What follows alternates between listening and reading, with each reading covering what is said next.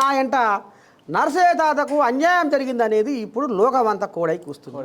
ఇవాళ ఇప్పటికి నేను 35 ఛానళ్ళకు ఇంటర్వ్యూలు ఇచ్చిన. నేను ఛానల్లో పని చేసుకుంటా, నా డ్యూటీ నేను చేసుకుంటా.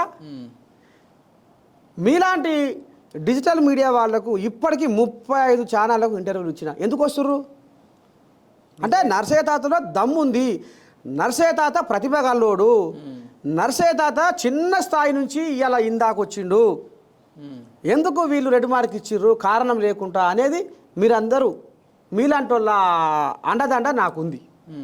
ఇవాళ బిగ్ బాస్ షోకు పోతే కూడా రాని పేరు ఇప్పుడు అక్కడ అగ్ని పరీక్షలో జరిగిన అవమానంతో ఇప్పుడు నాకు ఇంకెక్కువ పేరు వచ్చిందని నేను అనుకుంటున్నా. వాస్తవం ఈ మాట. ఇలా చాలామంది మిత్రులు, చాలామంది అభిమానులు, చాలామంది పెద్ద పెద్ద లీడర్లు, చాలామంది మేధావులు, విద్యావేత్తలు, బయట దేశాలలో ఉన్న తెలుగు పాట అభిమానులు ఫోన్ చేసి తాత మీ పాట అద్భుతం వినవా, నిజంగా అగ్ని పరీక్షలో బిగ్ బాస్ హౌస్లోకి తీసుకోకపోవడం వాళ్ళ దౌర్భాగ్యం. ఇప్పుడు సామాన్యులకు అగ్ని పరీక్ష అని నిట్ట నిలువున ఒక సామాన్యునికి ఆడ అవమానం చేసిర్రు. మీ వెనకాల మేమున్నాం, నువ్వు బాధపడకు.